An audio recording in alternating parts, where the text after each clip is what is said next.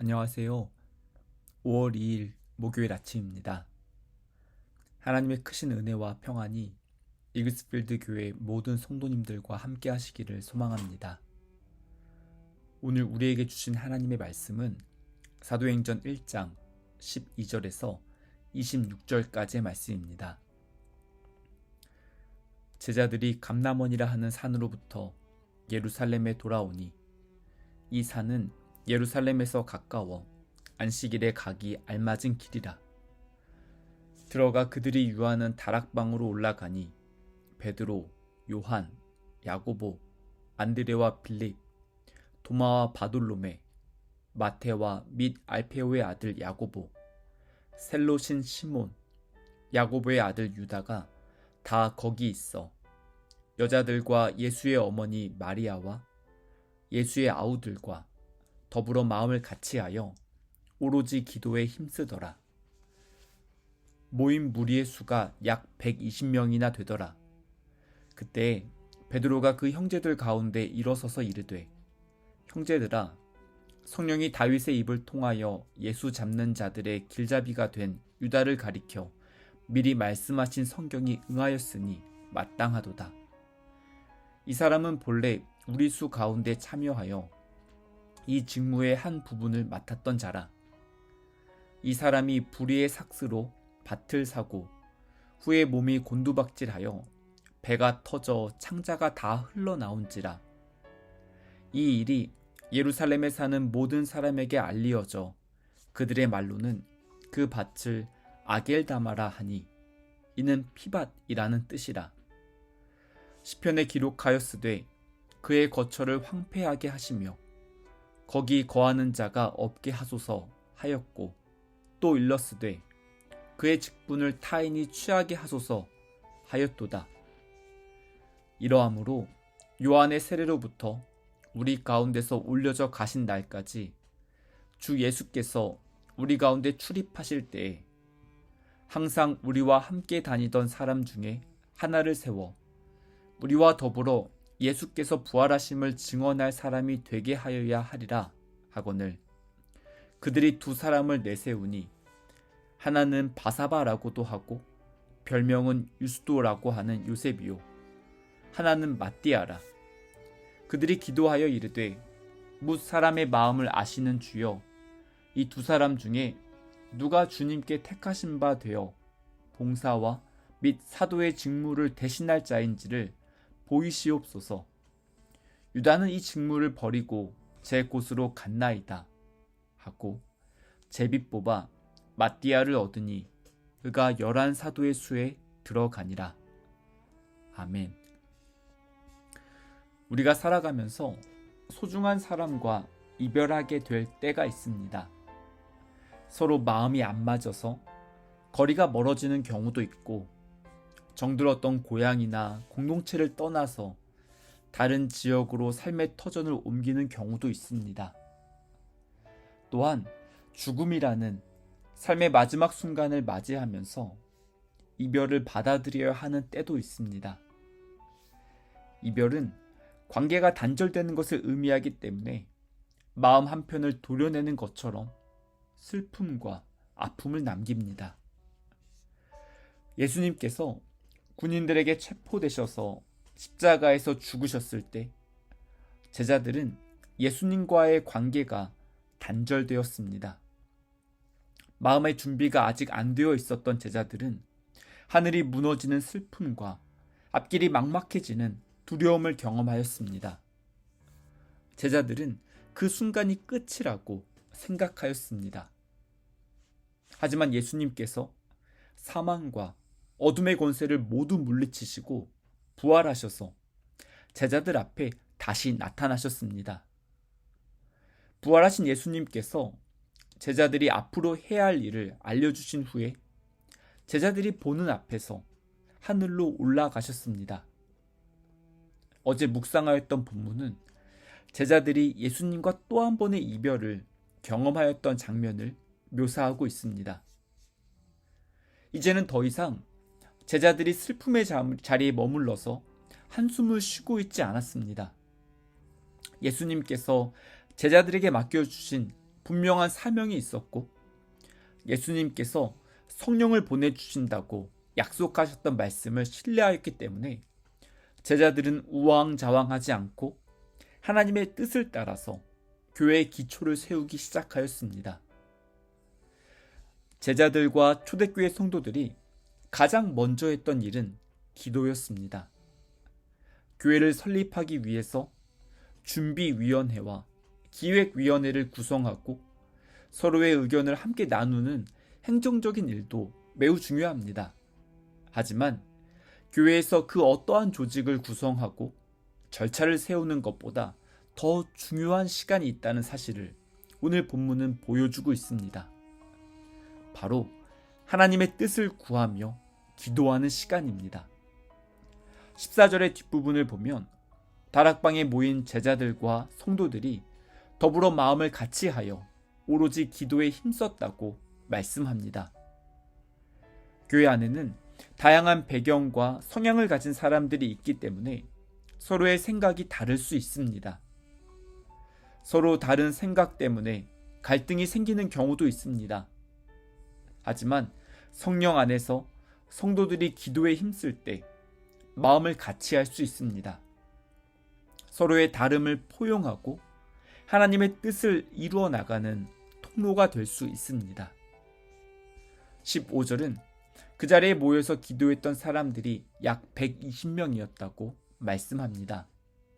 13절은 11명의 제자들의 이름을 기록하고 이어서 14절은 여자들과 예수의 어머니 마리아와 예수의 아우들이 그 자리에 함께 있었다고 말씀합니다. 예수님의 말씀을 가까이서 들었던 제자들이 초대교회를 세우는데 중심 역할을 하였습니다. 그리고 그 당시 유대 지역의 사회적인 편견을 깨고 여성들이 함께 교회의 중요한 역할을 감당하였다는 사실을 오늘 본문은 보여주고 있습니다.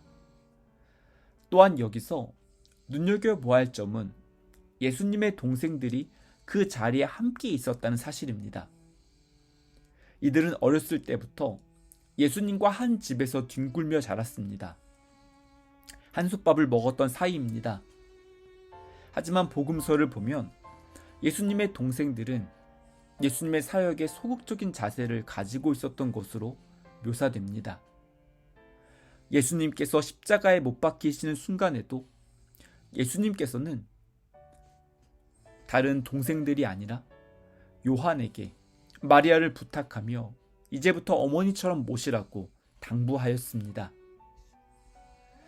가족이나 가까운 친구에게 복음을 전하는 것이 때로는 참 어려울 수 있습니다. 복음서에 기록되어 있는 예수님의 동생들을 보면 가장 가까운 사람에게 복음을 전하는 것이 결코 쉽지 않다는 사실을 발견할 수 있습니다. 하지만 부활하신 예수님을 만났을 때 예수님의 동생들이 변화되었습니다. 더 이상 예수님을 한 집에서 자란 친형으로만 생각하는 것이 아니라 구원자 예수 그리스도로 믿게 되었습니다. 예수님의 동생들 중 한 명인 야고보는 훗날 초대교회의 기둥 같은 지도자로 충성스럽게 역할을 감당하였습니다. 어느 정도 공동체가 함께 기도하는 시간이 지나고 나서 베드로는 성도들 앞에 서서 공동체의 어수선한 상황을 수습하고 앞으로 나아갈 방향을 제시하면서 지도자로서의 역할을 감당하였습니다. 누가복음 22장을 보면 예수님께서 베드로가 얼마 후에 예수님을 모른다고 말하며 부인하게 될 것을 예언하시면서 너는 돌이킨 후에 내 형제를 굳게 하라고 말씀하셨습니다. 베드로 자신과 공동체를 회복시키는 사명이 이루어지는 순간이 드디어 찾아왔습니다. 예수님께 선택받았던 12명의 제자들 중 한 명이었던 가룟 유다가 예수님을 배신하였던 사건은 공동체의 커다란 충격이었습니다. 유다는 그들의 친구였고 몇 주 전까지만 해도 제자들과 같은 편이었습니다. 베드로는 가룟 유다를 대신해서 사도의 직분을 감당할 사람을 세우자고 제안하였습니다. 새로운 지도자를 세워야 하는 상황에서 베드로는 자신의 개인적인 생각을 앞세우지 않고 시편에 기록되어 있는 말씀을 따라서 하나님의 뜻을 분별하였습니다. 사명을 버리고 떠나간 사람이 있는 경우 그의 직분을 대신해서 감당할 사람을 새롭게 세워야 한다고 베드로는 하나님의 말씀을 전했습니다. 우리는 지금도 성경 말씀을 통해서 하나님의 뜻을 깨닫고 방향을 찾을 수 있다는 사실을 기억해야 합니다. 새로운 사도를 선발하는 과정에서 초대교회는 두 가지 방식을 선택하였습니다. 첫 번째는 상식적이고 합리적인 방법이었습니다. 세례 요한의 때부터 제자들과 함께하였고 부활의 증인이 되어서 맡겨진 사명을 감당할 수 있는 조건을 기준으로 요셉과 마띠아 두 사람을 후보로 추천하였습니다. 이처럼 교회 안에서 의사결정을 할 때 다른 사람들이 납득할 수 있도록 합리적인 기준을 세우면 공동체의 덕을 세우게 됩니다. 두 번째로 최종 결정을 할 때 공동체가 함께 기도를 하고 제비를 뽑았습니다. 지금으로 말하면 교회의 항존직을 제비 뽑기를 통해서 결정한 상황입니다. 투표를 통해서 공동체의 의견을 모으고 의사결정을 하는 방식에 익숙한 우리들의 눈에는 조금 의아하게 보일 수 있는 장면입니다. 24절에 기록되어 있는 것처럼 하나님께서 사람들의 마음을 아시는 분이란 사실을 믿기 때문에 최종 결정을 하나님께 맡기기로 선택하였습니다. 현대사회는 민주주의의 발전과 함께 공동체의 구성원들이 직접 선거하는 방식을 사회에서뿐만 아니라 교회에서도 채택하고 있습니다. 합리적이고 상식적인 방법으로 문제를 해결한다는 점에서 오늘 본문에서 요셉과 마띠아 두 사람을 최종 후보로 추천한 모습과 같습니다. 우리는 여기서 한 가지 중요한 사실을 함께 기억해야 합니다. 하나님 앞에서 겸손하게 공동체의 마음을 모으고 기도하면서 하나님의 뜻을 묻고 말씀의 귀를 기울이는 과정입니다. 우리 이글스필드 교회와 성도님들의 삶 가운데 하나님의 뜻이 드러나고 말씀에 순종하며 살아가기를 간절히 소망합니다. 함께 기도하시겠습니다. 좋으신 하나님, 오늘도 하나님의 말씀을 묵상하며 저희들을 향한 하나님의 마음을 깨닫게 해주셔서 감사합니다. 성경 말씀을 통해서 하나님의 뜻을 저희들에게 나타내 주시고 성경이 저희들의 언어로 번역되어 말씀을 읽을 수 있게 해주셔서 감사합니다. 저희 교회와 성도들 각자의 삶의 자리에서 하나님의 뜻이 나타나기를 간절히 소망합니다. 무사람의 마음을 아시는 하나님께서 저희들의 앞길을 인도하여 주시고 저희가 말씀과 기도를 통해서 하나님의 뜻을 분별할 수 있도록 은혜를 내려 주시옵소서. 공의의 하나님께서 저희들에게 질서와 지혜를 주셔서 감사합니다. 교회 안에서 서로에게 덕을 세우는 공동체가 되기를 소망합니다. 또한 하나님의 뜻 안에서 저희들의 생각이 유연해지고 말씀에 순종하는 믿음을 회복시켜 주시옵소서. 오늘도 하나님께서 맡겨주신 사명을 잘 감당할 수 있도록 저희들의 삶을 인도해 주시옵소서.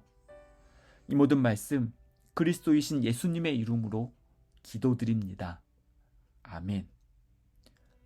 계속해서 각자 기도하시고 오늘도 주님과 함께 동행하는 귀한 은혜가 넘쳐나기를 소원하고 축복합니다.